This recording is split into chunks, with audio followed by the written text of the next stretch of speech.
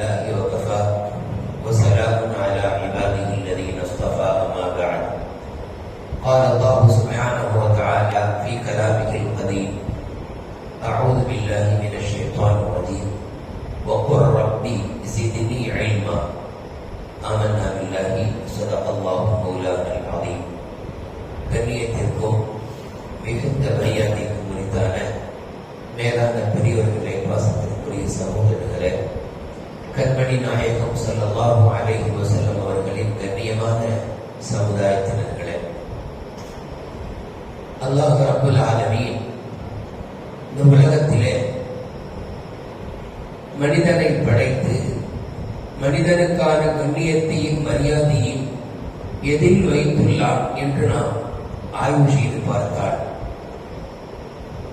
மனிதன் நினைக்கிறான் நம்மை நாம் அழகுபடுத்திக் கொள்வதிலே பெருமை இருக்கிறது, நம்முடைய பொருளாதாரத்தை செல்வத்தை பெருக்கிக் கொள்வதிலே பெருமை இருக்கிறது என்றெல்லாம் பல மாதிரி மனிதன் கணக்கு போடுகிறான். ஆனால் அல்லாஹ்வும் அவனுடைய திருத்தூதரும் நமக்கு கண்ணியம் எதில் இருப்பதாக குறிப்பிடுகிறார்கள் என்று சொன்னால், கல்வியை தேடிக்கொள்வதிலே கண்ணியத்தை நமக்கு சொல்கிறார்கள்.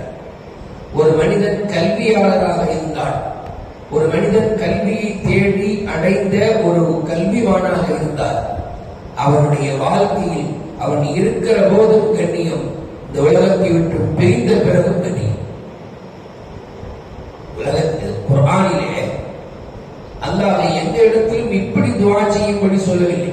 ரப்பி ஸித்னி இல்மா, ரப்பே எங்களுக்கு கல்வி ஞானத்தை அதிகப்படுத்தும் இறைவா. இதுவரைக்கும் பொருளாதாரத்தில் அதிகத்தை கேட்கும்படி எங்கேயும் வரல.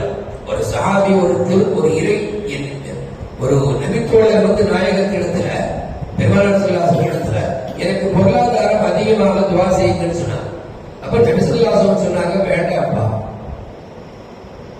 வேண்டாம், அல்லாஹ் உனக்கு இருக்கக்கூடிய பொருளாதாரத்தில் பரக்கத்தை செய்வான்னு சொன்னான். அவர் புரியல, எனக்கு அதிகம் வேண்டும் சொன்னார். வேற வழி இல்லாம நபி ஸல்லல்லாஹு அலைஹி வஸல்லம் அவருடைய பொருளாதாரத்தினுடைய அதிகத்துவத்துக்கு துஆ செஞ்சாங்க. அவர் தூரமா போயிட்டார், மார்க்கத்தை விட்டு தூரமா போயிட்டார். அவ என்ன புரியுது நமக்கு? இந்த உலகத்துல ஒரு பொருள் நமக்கு அதிகமாக வேண்டும் என்று சொன்னார், அன்லிமிட்டடாக நமக்கு அவசியப்படுது என்று சொன்னார், அது கல்வி மட்டும் தான் இஸ்லாமிய பிரிவு. கல்வியாளர் உலகத்தில் வாழும் போதும் பேரோடும் புகழோடும் வாழ்கிறார். சொல்வார்களா இல்லையா? கற்றவருக்கு சென்ற இடமெல்லாம் செல்லும். ஒரு மனிதன் உலகத்திலே கல்வி கற்று வாழ்வார் என்று சொன்னால் அவருடைய கண்ணியமே தனி. பெருமானார் ஸல்லல்லாஹு அலைஹி வஸல்லம் அவர்கள் இந்த உலகத்திலே கல்வியை பல வகையிலும் போதித்தார். ஆண்கள், பெண்கள், சிறுவர்கள், பெரியவர்கள் யாருக்கும் கல்விக்கான வயது வரம்பையோ நேரங்களையோ ஒதுக்கி தரவில்லை. நீங்கள் எந்த நேரத்திலும் எதையும் பெற்றுக் கொள்ள வேண்டும், ஒரு தேடலோடு இருக்க வேண்டும். நீங்கள் எதை கற்றுக்கொள்கிறீர்களோ அதுதான் உங்களுக்கு சிறப்பு.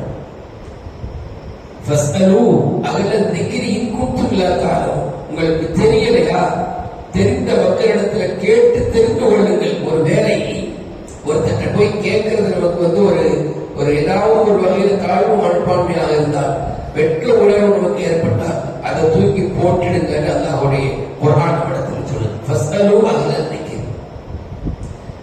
விஷயமுள்ள மக்கள்கிட்ட நீங்க கேளுங்கன்னு அல்லாஹ் சொல்றார். அவ கல்வியை தேட வேண்டும், கல்வியின் மூலமாக சிறப்பை அடைய வேண்டும். கல்விதான் மனிதனுக்கு எல்லா வகையிலும் சிறப்பை தருகிறது என்பதை பல கட்டங்களில் உணர்த்துகிறார்கள். கண்மணி முஹம்மது ரசூலுல்லாஹி ஸல்லல்லாஹு அலைஹி வஸல்லம் அவர்கள் கல்வி சார்ந்த, கல்வியை தேடக்கூடிய, கல்வியை கற்றுக் கொடுக்கக்கூடிய இவர்களுடைய சிறப்பை பற்றி சொல்லும் போது ஒரு ஹதீஸிலே சொல்வார்கள், எப்படி சஹாபாக்களிலே கடைசியாக இஸ்லாத்திற்கு வந்தவரை காட்டிலும் என்னுடைய சிறப்பு எப்படி மேன்மையான ஒன்று. இஸ்லாத்திலே கடைசியாக இஸ்லாத்திற்கு வந்தவர் சஹாபாக்களே, அது நபி ஸல்லல்லாஹு அலைஹி வஸல்லம் ஹயாத்தா இருக்கும்போது நாயகம் ஸல்லல்லாஹு அலைஹி வஸல்லம் இடத்துல இப்பொழுது சமீபத்தில் இஸ்லாத்தை ஏற்றிருப்பார்களோ, அப்ப அவர் நேற்றவருக்கு இஸ்லாத்திற்கு அப்பாற்பட்டவர் இன்று இஸ்லாத்திலே வந்துவிட்டார். இவருக்கு எனக்குமான வித்தியாசம், நபிகள் ஸல்லல்லாஹு அவர்கள் ஈருலகத்தின் தலைவர், அவர் இப்பொழுது இஸ்லாத்திற்கு புதிதாக வந்திருக்கிறோம் சஹாபி. இந்த இரண்டு பேருக்கு மத்தியில் எவ்வளவு இடைவெளி உண்டோ அந்த அளவிற்கு இடைவெளி உண்டு யாருக்கும் கல்வியாளருக்கும் கல்வியற்ற மனிதருக்கும்.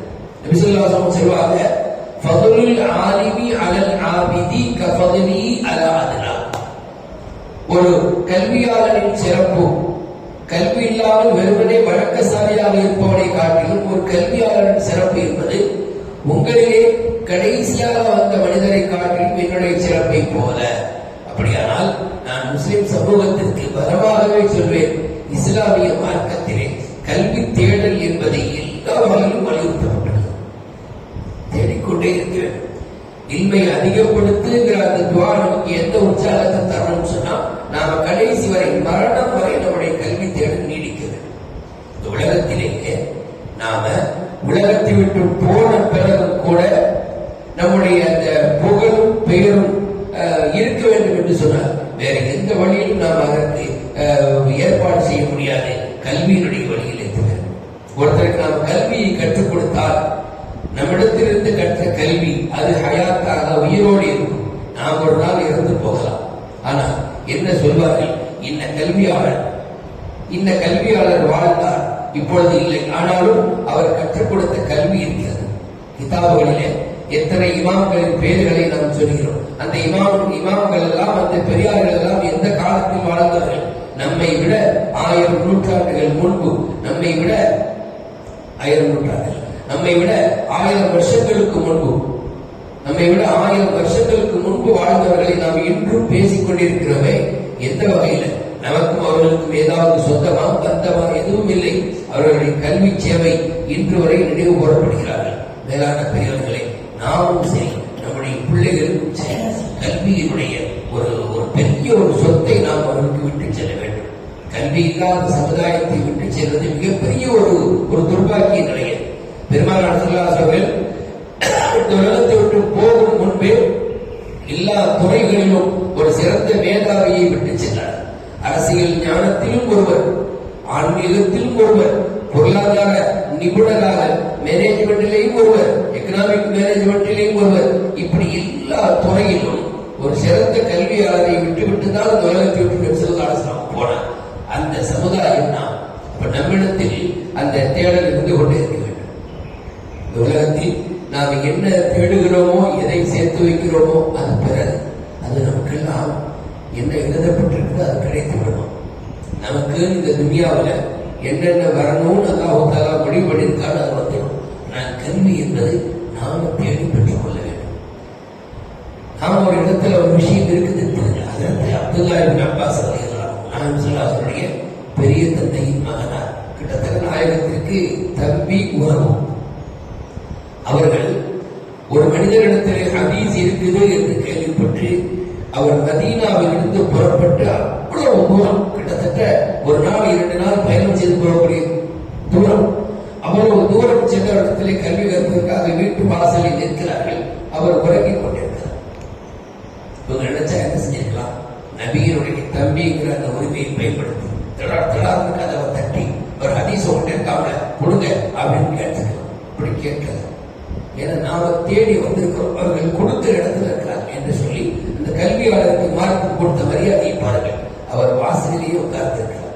இத்தனைக்கும் அப்துல்லா இப்னு அப்பாஸ் பத்தி நேற்று நாம சொன்னோம். அவர் முஃபஸ்ஸிரீன்கள், திருக்குர்ஆனுடைய விரிவுரையாளர்களுக்கு எல்லாம் தலைவர் என்று நாம் சொன்னோம். அவர்கள் வாசலிலேயே உட்கார்ந்து இருக்கிறார். அங்கே காற்று அடிக்கிறது, புழுதிகள் பறக்கிறது, தூசிகள் அந்த பெருமகனாரின் மேலே விழுகிறது. ஆனாலும் அதையெல்லாம் தாங்கிக் கொண்டு உஸ்தாது வெளியில் வரட்டும், ஆசிரியர் வெளியில் வந்த பிறகு நாம் அந்த ஹதீஸை கேட்டு தெரிந்து கொள்ளலாம் என்று அமர்ந்திருந்து வெளியிலே வந்த பிறகு ஹதீஸை கேட்டு தெரிந்துவிட்டு சென்றார். அவர் வருத்தப்பட்டார். ஆசிரியர், நீங்கள் வந்ததும் எனக்கு செய்தி சொல்லியிருக்கலாமே, நான் இந்த நபர் வந்திருக்கிறேன் என்று சொல்லியிருக்கலாமே என்று அவர் வருத்தப்பட்ட போது இப்னு அப்பாஸ் சொன்னார்கள், இல்லை இல்லை, அது கல்வியை தேடக்கூடிய விதம் அல்ல.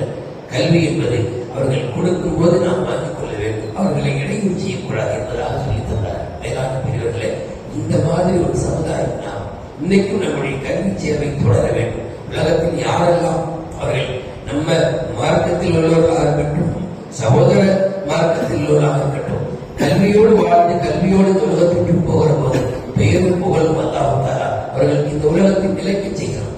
ஆனால் நம்முடைய கான்செப்ட், நாளை கியாமத்து நாளையில அல்லாஹ்விடத்திலே தனி மரியாதை வேண்டும் என்று சொன்னார். நாளை வறுமை நாளிலே நாம 4 பேருக்கு சிபாரிசு செய்ய வேண்டும் என்று சொன்னால் அங்கேயும் கல்வி அவசியமாக இருக்கிறது. பெருமானார் சொல்வார்கள், 3 விதமான மக்கள் தான் பிறருக்கு சிபாரிசு செய்ய முடியும். அதில் ஒருவர் கல்வியாளர்கள். மேலான பெரியவர்களை நாம் கொஞ்சம் கவனத்தில் கொள்ள வேண்டும். நம்முடைய பிள்ளைகளுக்கு ஒழுக்கத்தோடு கூடிய கல்வியை போதிக்க வேண்டும். அவர்கள் ஸ்கூலிலேயோ காலேஜிலேயோ மதரசாவிலேயோ சென்று கல்வியை கற்றுவதால் அதோடு நம்முடைய பொறுப்பு முடிவதில்லை. அவர்கள் எப்படி இருக்கிறார்கள் என்பதை கண்காணித்துக் கொண்டே இருக்க வேண்டும். வல்ல நாயன் கல்வியுள்ள சமுதாயமாக, கல்வியோடு தொடர்பு கொண்டு சமுதாயமாக நம்மை ஆக்கியவை முடிவானாக. ஆமீன் ஆமீன் யா ரப்பல் ஆலமீன். அஸ்ஸலாமு அலைக்கும்.